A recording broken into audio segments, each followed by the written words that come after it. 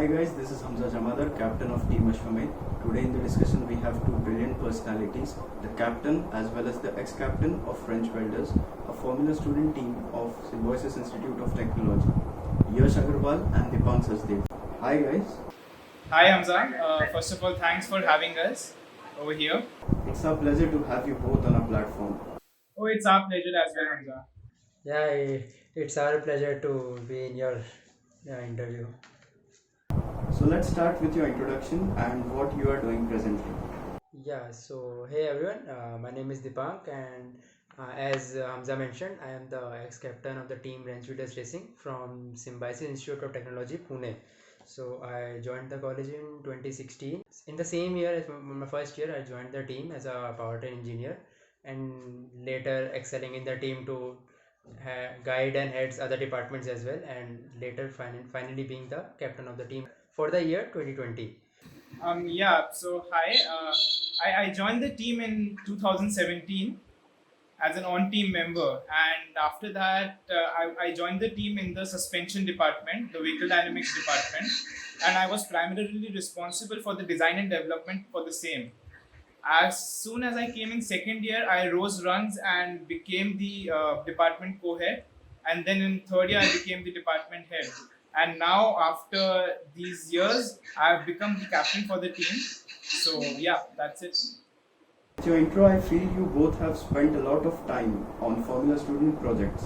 So in which year did your college start with motorsports and which was that event? Okay, yeah. The motorsports inception in a college was back in 2013. So our team primarily it was a Baja team. 2014, our seniors went for the competition, but they gradually decided to shift from Baja into Formula Student. In 2015, that was the first year for our Formula Student journey. Before Formula Bharat, it was Formula Student India, so we went over there, which was I guess in 2016 it was held in Delhi itself, and 2015 it was in Chennai, Madras Motor Trackway. Then Formula Bharat began in 2017, and gradually it got linked to Formula Student Germany in 2018 and 19. So Dipang, you are an engineering graduate now. So what are your future plans? As well, after graduating from as a mechanical engineer, right now I'm just kind of freelancer as is. But for upcoming future, I'm preparing for my gate examination to pursue my MTech, and doing some additional technical courses as CFD or engine simulation, etc. But yeah, primary focus is to get admission in a post graduation. And what about you, Yash? I plan to make my career in automotive industry too. So I am currently targeting colleges in Germany. So I'm preparing for that. These are some of the things that are planned in the near future. But that's very certain that it has to be in the automotive industry only. Okay, so I think the first thing that hit my mind was that when and how will I become like my seniors, right? So this is something that we all face because when you join the team and you are really new, you really want to understand the processes that are going inside, right? Be it technical, be it non-technical, right? So I think the first thing that struck my mind was when will I be able to learn all these things and how fast? I think so. This was the first thing that came in my mind. First step is the team formation, right? In the team formation, like what was your procedure for the team formation, and what would you suggest for the new year teams when they are starting from scratch? What will your advice be to them? About the team formation, like the hierarchy that we follow currently is that we have a team captain, we have vice captain, and then we have the different department heads and project leaders, and then comes the co-heads and the remaining team members. There are people who reach these positions have to be very experienced with whatever they have learned, right? So considering me, I started in 2017 and till now I have participated in 4 competitions. So formation should always follow experience because experience will guide you automatically. Then about the formation for the department heads and co-heads, I think people who have a sense of ownership for the department and they have the sense of responsibility which comes with ownership. I think throughout the years we gradually know who is going to become the department co-head and who is going to become the department head or the project lead, and slowly we can have a well constructed team of people. Yeah, my views are also kind of similar, but I would like to add that for a new year team, hierarchy is very much important. One thing that could be better that instead of just adding a captain or a vice captain, they could bifurcate even more, such as technique, finance, executive or technical, right? CFO, CMO, and CTO. We are also trying to shift over that, and that is, I guess, a very better idea to operate for our team. Yep, that's right. And it's actually good because we see a similar trend in the corporate world also, right? We have a chief technical officer, chief finance officer, and a chief managing officer with us. So every domain in the in the team is covered via this procedure. Each and every team has a USP, and every team is different in many ways. So I would like to ask you, what is your USP or strength that you feel you are blessed with? Okay, right. Yeah. So, like everybody says that the people in your team are the assets, right? So, I truly believe in. We have amazing people working with us through all years, even in first year, second year, third year, and fourth year, with little or a large amount of experience in little or many things, right? So if we have a good people working with you, you have like-minded people working with you who are striving towards excellence, and the little encomiums that they get from their management, I think this works together to build a beautiful team. So I think our USP lies in the people itself. So we may scold them, we may torture them with giving loads of work, but I think at the end, at least the team captain understands, right, this is important for the team, and only with this extreme conditions that they all go through, only then you have a beautiful result out at the end. And knowingly or unknowingly, we have always followed this principle of having a team first and a C car first. So this will always stay along. I'll tell you why, Hamza, because before Dipang, we had Jay Damani as a captain, and before him we had Sanjil Sheda as a captain. So now after they have passed out, even then they continue to mentor us and guide us through our personal and professional lives as well. So whenever we have a recruitment, we always say that now you guys are a part of our family. We are not just a team, but we are a family. Which factor do you think can fill up the gap and add a star to your team? I would say that a better mentorship or a better high seniority level in the team, even if we do not have much resources, highly experienced or a good mentorship can help us achieve those targets, a good targets and that good achievements that could help us. So that is something I guess we would like to add to our team. Coming back to motorsports, what do you advise to the new year teams which are starting from scratch? Yeah, I guess we both should, and everyone should come and help us both the upcoming teams as such. So they should not goal aim very high. For the primarily, they should restrict to the basic rule book that the event has given us, and certain advices from a good team helps the smaller team a lot, because even we have experienced, we have gained help from some larger teams when we were starting up, and even we have advised 2 to 3 teams to start up. Primary goal should be just make a basic car and go into the event and look for the clearing such small events and getting into the dynamics. Getting into the dynamics is also a very high achievement for a first year team. Yeah, so I have a little nuanced opinion about this. So I truly feel that for any first year team, I think they first need to choose a right mentor for the team. That father figure in your team, I think you'll not be on the right track, or you'll somewhere down the line you'll diverge. Secondly, it is always better to start from scratch, from the basics. You should have a good knowledge about your fundamentals and then build on those principles. So we have seen great teams, but the start for all those great teams was similar, right? They built good team rapport with each other, they had their fundamentals right, and then they began exploring. And because they began exploring early with good fundamental knowledge, I think that is why they are where they are right now. What was the biggest hurdle that you faced during manufacturing the vehicle?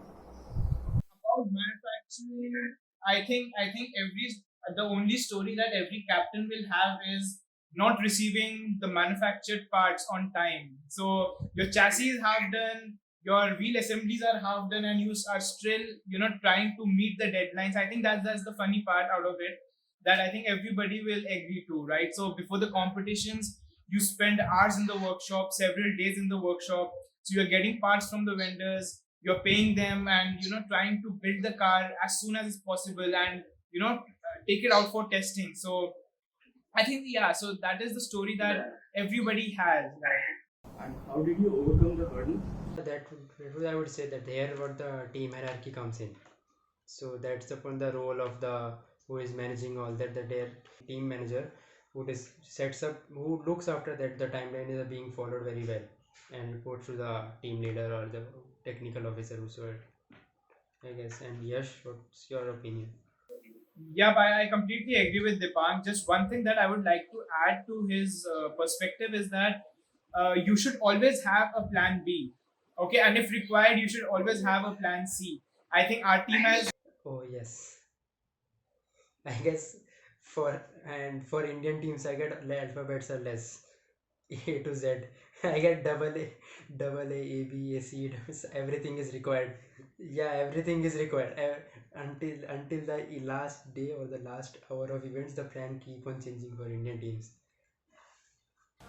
I would like to continue it that when the team they have a lack of funding, then you start seeing the jugards.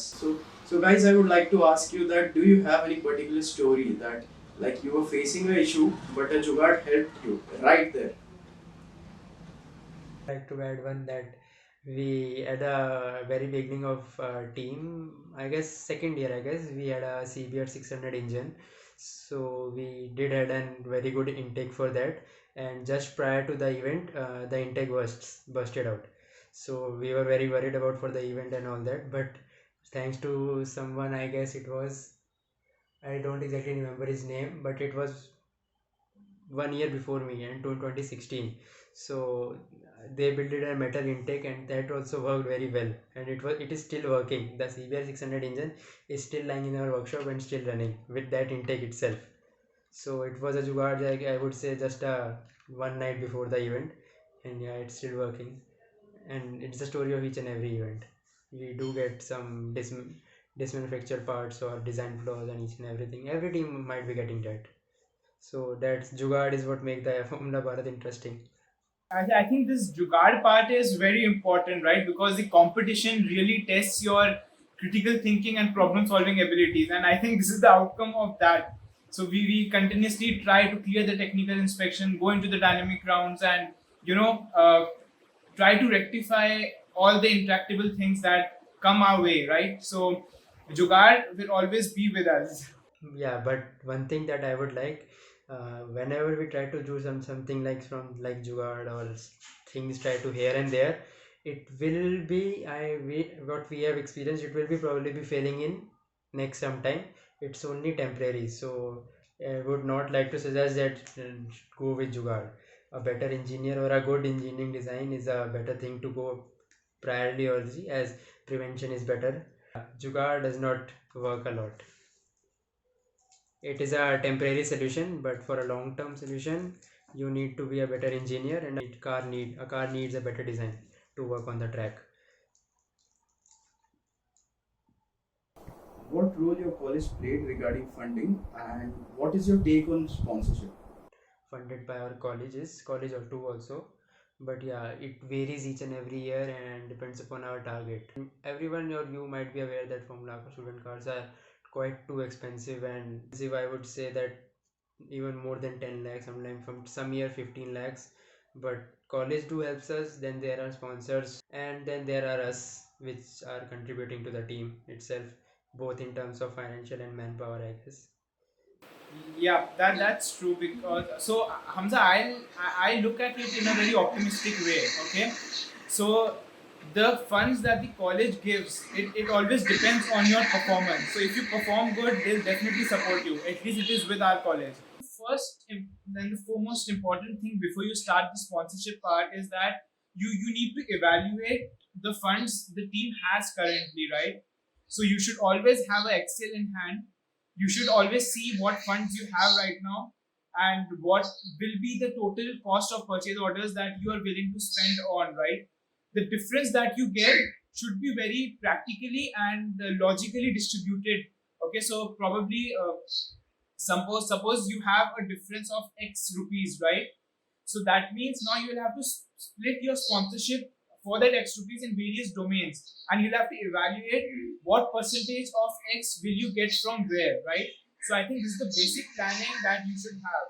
Unfortunately, for a first year team, it will not be possible in the beginning because the basic principle of sponsorship is that the team should have performed and shown that they're worth getting that sponsorship, right? So sponsorship could be in terms of money. That is very very difficult, though. You generally do not get money as such. Secondly, is the technical support or the parts or the vendors that they give, right? And the sponsorship in the manufacturing part. I think these are the basic things that can be sponsored. So about the planning of these things is, I think, until and unless you have a good relationship with the outside world, with your vendors, right, and with the technical people or the sources that you have, I think sponsorship will be tough. Okay, but as far as planning is concerned, you should have a well planned layout of the money that you want to acquire through sponsorships, and that should be really practical with the performance that you have shown in the past. And I think if these two things match, I think targeting specific industries or specific vendors for sponsorship will not be tough.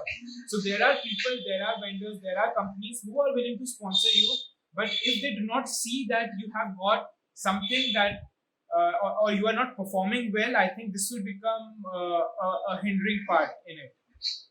So I think first and foremost is performance. You should continuously perform in order to get sponsorship, and secondly, people are ready to sponsor you.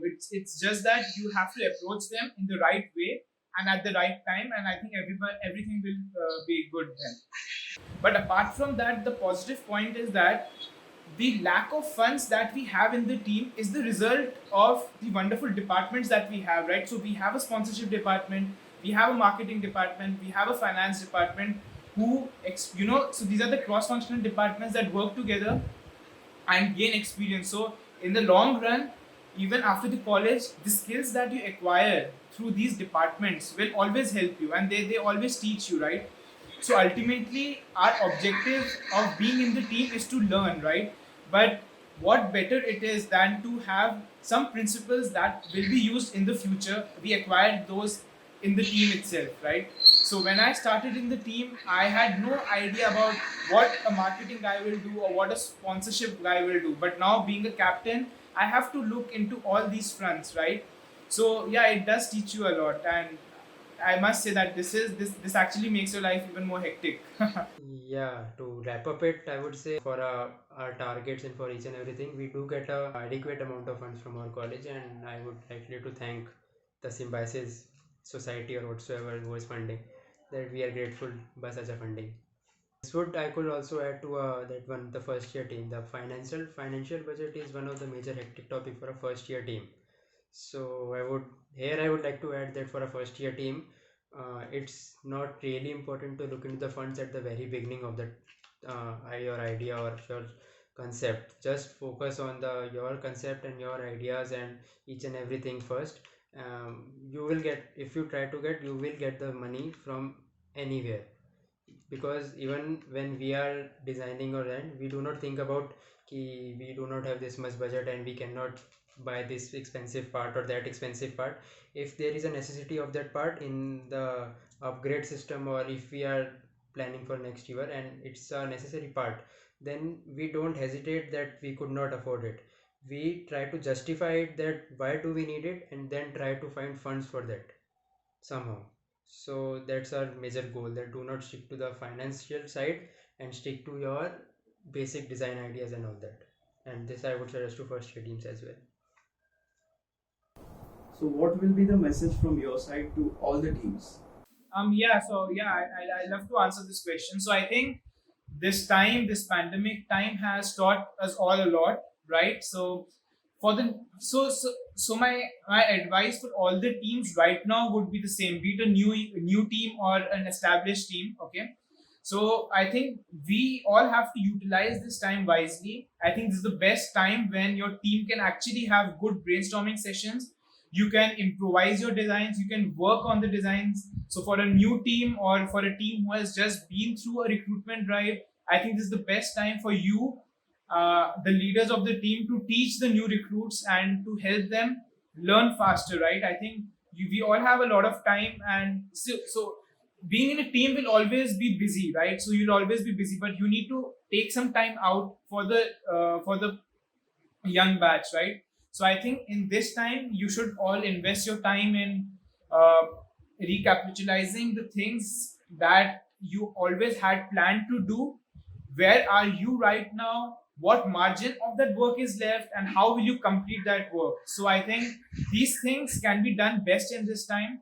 So even in our team right now, we are just focusing on the designs, what we have built or what we want to build for the competitions or for the next year, right? So our targets are planned. Every team should have the targets planned well in advance so that you can work. And at this time, when manufacturing is just not possible, I think this makes the designing part much easier, and every team captain will understand that. So guys, wrapping up the discussion, like it was a great discussion, and we have got many insights from your team. I would like to thank you guys and the whole team of French Builders to collaborate with us in this initiative. Yeah, and even I would also like to thank you for inviting me as, and I would say as being an ex-cap, it's as being an ex-captain, and this is a Formula student legacy that I would like to mention over here. That even being an ex-captain, I am being here with an current team and guiding out my own current team, and even for the new teams as well. Hamza, first of all, thanks a lot for having us here again. I think this has been our pleasure to sit with your team and discuss and have a, we really had a good time today. I think we have enjoyed the past memories. We have had a lot of memories which we have really cherished in this interview itself. So I think this was a good break from our schedule as well, and it is always wonderful to interact with other teams. And I think this is the beginning of a new journey with Yeah. yeah, with you.